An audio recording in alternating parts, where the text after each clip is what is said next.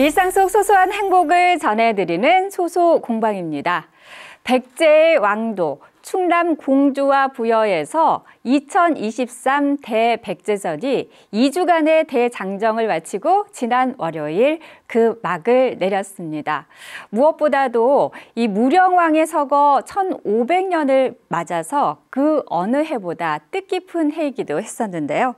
그래서 오늘 소소공방에서 두 번째로 마련한 시간, 이 백제의 역사와 문화를 화려하게 꽃피웠던 무령왕에 대해서 재조명해보는 시간을 가져볼까 합니다. 1500년 전 백제로 시간여행을 떠나볼까요?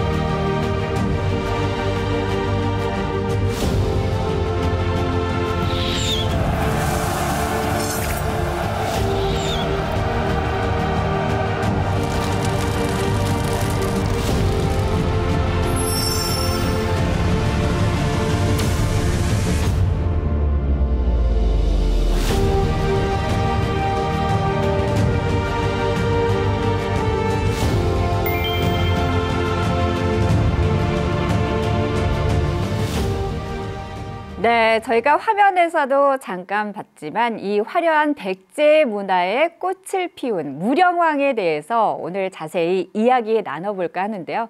이렇게 백제의 전성기를 이끈 무령왕에 대해서 자세한 이야기를 들려주실 분 직접 모셨습니다. 어서 오세요. 반갑습니다. 예, 안녕하세요. 공주대학교 사학과에서 역사를 가르치고 있는 정재윤입니다. 네. 백제사가 전공이고요. 그 중에서도 웅진시대로 학위를 받았습니다. 딱 맞춤형 전공이라고 할 수 있습니다. 그렇군요. 예. 예. 이 백제 역사와 문화 숨결이 살아 숨쉬는 고장 하면은 우리가 충남 공주를 빼놓을 수가 없잖아요. 그 중에서도 무령왕릉은 워낙 유명한 명소이기도 하고, 사실 뭐 우리나라 학생이라면 무령왕에 대해서 모르는 학생이 없을 정도로 배우기도 하고, 또 수학여행 시절 또 한 번쯤은 무령왕릉을 다녀오지 않았을까 싶은데요. 이렇게 무령왕이 1500년이라는 긴 시간을 넘어서 여전히 많은 사람들에게 존경받는 이유가 뭐라고 생각하세요, 교수님? 예, 무령왕은 혼돈의 시기를 종식시키고 백제를 중흥으로 이끈 왕입니다. 네. 우리에게 잘 알려져 있죠. 네. 1450년이 지나서 1971년 문영왕릉이 발굴됐는데, 이 문영왕릉 발굴을 통해서 문화강국임을 또 입증했습니다. 네.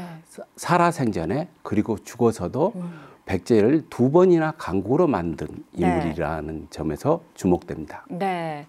자, 그래서 오늘은 이 무령왕의 업적, 그리고 또 그가 남긴 위대한 유산들을 저희가 다시 한번 알아보는 시간을 마련했는데, 일단은 우리가 무령왕이 어떤 왕이었는지, 그리고 왕이기 전에 어떤 사람이었는지를 먼저 알고 가면 좋을 것 같은데요, 교수님.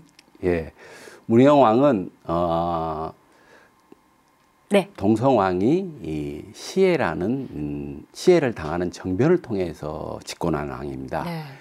그의 인물평을 보면은 눈매가 그림 같았으며 인자하고 너그러와 민심이 그에게로 쏠렸다라는 기록이 있습니다. 네. 굉장히 부드러운 인물로 민심을 수습했다고 보입니다. 네. 왕이 돼서도 문영왕은 백성을 위한 정치를 하였다.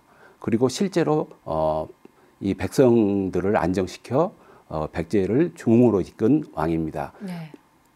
그런 면에서 굉장히 주목할 만한 왕이라는 것이죠. 네.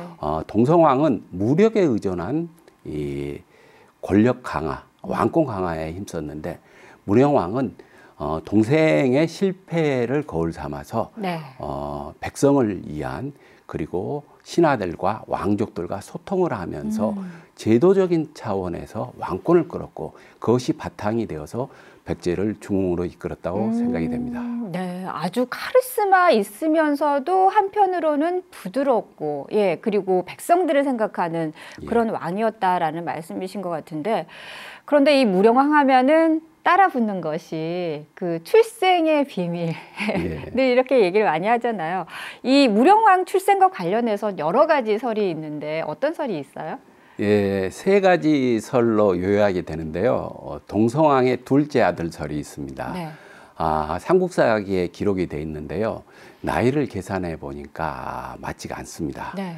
두 번째로는 계로왕의 아들 설입니다. 네. 계로왕의 아들이라면 왕자여야 되는데 일본서기 기록을 보면은 한성함락 때 계로왕을 비롯한 왕자 태후 등이 다 몰살됐다고 나옵니다. 네. 이런 걸 보면은 계로왕의 아들설도 조금 미심쩍은 면이 있습니다. 네. 그런데 일본서기에 인용된 백제신찬이라는 사설을 보면은 네. 여기에는 곤지의 아들로 나오고 있습니다. 그리고 동성왕의 이복형으로 나오고 있습니다. 네. 이 백제신찬 내용을 보면은 계로왕이 임신한 부인을 곤지에게 주면서 외 파견을 시켰다고 네. 하는데 이 내용이 너무 기괴하여서 사실은 믿지 않았습니다. 네. 그런데 문영왕릉이 발굴되면서 출생연도 네. 그리고 문영왕이 섬에서 태어났다는 사마라는 이름과 같아지면서 네. 이 백제신찬에 대해서 주목을 하게 됐고요. 현재는 백제신찬에 있는 곤지의 아들설이 널리 학계의 지지를 받고 있습니다. 네. 그 곤지라는 인물은 또 어떤 인물인지 여기서 저희가 잠깐 궁금한데 곤지는 누구인가요? 곤지는 계로왕의 동생으로서요. 네. 백제 때 2인자인 좌연왕에 임명된 인물입니다. 그렇군요. 예, 군권을 가지고 있습니다. 그렇군요. 네. 이 무령왕이 곤지의 아들이란 설이 학계에서 현재로는 가장 그 많은 지지를 받고 있는 상황이고, 말씀하신 대로 섬에서 태어났다고는 하지만 백제 왕위로 즉위한 이후 또 안정적으로 나라를 운영하면서 어떻게 보면은 백제의 중흥을 다시 한번 이끌게 된 왕이다라고도 할 수 있는데, 무령왕의 업적이라면 뭐 여러 가지 참 많겠지만 그 중에서 몇 개를 꼽아서 정리를 해서 말씀을 해주신다면 뭐가 있을까요? 일단 백성을 위한 정치를 하였다라는 점입니다. 그 자신도 외의 한 섬에서, 일본의 한 섬에서 태어나서 어렵게 자라서 동포들의 참상을 잘 알고 있습니다. 네. 그렇기 때문에 문영왕은 즉위를 하고 나서 백성들을 위한 정치, 예를 들면은 국가에서 제방을 짓고 놀고 먹는 자들을 몰아서 농사를 짓게 하는 특별한 조치를 취합니다. 실제적으로 백성들이 살 수 있는 기반을 마련해 준 거죠. 네. 이렇게 백성들을 살 수 있게 만들자 유망하였던 백성들이 돌아오고 이 백성들의 수가 늘어나니 국가의 세수가 늘고 군사의 숫자가 많아지면서 자연스럽게 국력이 증대되는 것입니다. 예. 그리고 두 번째로는요, 이 고구려를 격파하고 국제사회에서 백제의 위상을 높였다라는 것입니다. 문영왕이 521년 양나라에 국서를 보낼 때 고구려를 수차례 격파하여 백제를 다시 강국으로 만들었다라고 선언을 하고 있습니다. 문영왕은 백성들을 위한 정치로서 국력을 증대시켜 고구려를 격파할 수 있는 힘이 생겼는데요. 여기에 그치는 것이 아니라 양나라에 그리고 국제사회에 널리 백제를 알려서 양으로부터 그걸 인정을 받고 영동대장군이라는 이품의 작을 수여받습니다. 당시 동시기에 고구려 안장왕이 영동 장군이었고 문영왕이 영동 대장군이라는 이품에 간 일품이 더 높습니다. 이런 것을 보면 국제사회에서 백제가 고구려보다 더 높았고 얼마나 위상이 높았는지를 잘 알려주고 있습니다.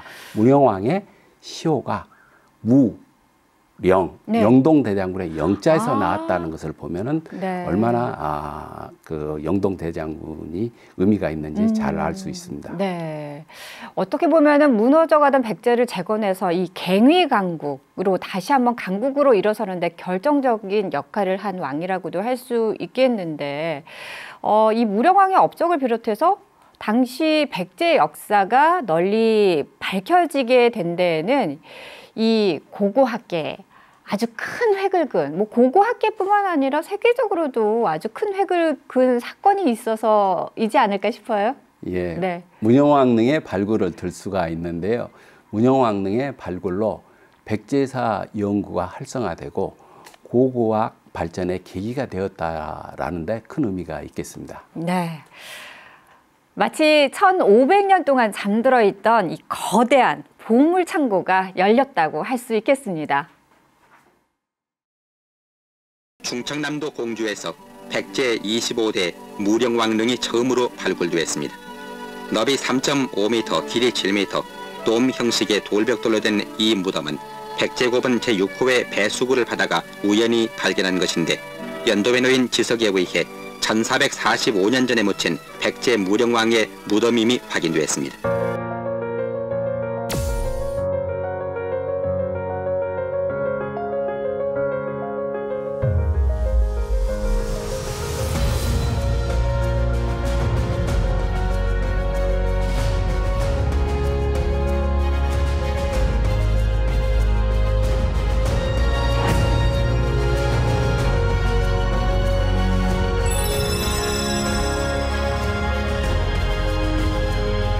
네, 마치 우연한 기회에 이 잠들어 있던 백제의 비밀을 처음 발견한 사람의 기분은 어땠을까? 저도 화면을 보면서 참 가슴이 두근거렸었는데, 이렇게 땅속에 고스란히 잠들어 있던 백제의 비밀을 깨우는 초대형 사건이었습니다. 실제로 무령왕릉 발굴로 인해서 우리가 몰랐던 백제의 역사가 많이 밝혀지고 또 수정이 되기도 했죠. 예. 예, 문영왕릉이 발견되면서 아까 말씀드린 것처럼 백제 신찬이라는 백제계의 사서와 묘지석이 내용이 일치함으로써 네. 우리가 이제까지 일본 서기는 왜곡된 것이라고 해서 주목하지 않았는데, 네. 일본 서기의 왜곡된 부분을 걷어내면은 우리가 그 백제계의 사서를 백제 자료로 활용할 수 있는 가능성을 열어두었습니다. 네. 이후 많은 연구자들이 일본 서기에 있는 백제 사서를 중심으로 연구를 해서 굉장히 많은 연구에 진척을 네. 가져오게 됐습니다. 그러면은 묘지석 외에 무령왕릉에서 발굴된 유물 중에서 가장 가치 있는 유물이 있다면 뭐가 있을까요? 예, 세 가지 정도를 꼽을 수가 있는데요. 왕과 왕비의 간식입니다. 이 왕과 왕비의 간식에는 불꽃무늬와 당초무늬가 들어가 있습니다. 불꽃은 영원한 활활 타오르기 때문에 영원한 번성을 뜻하고요.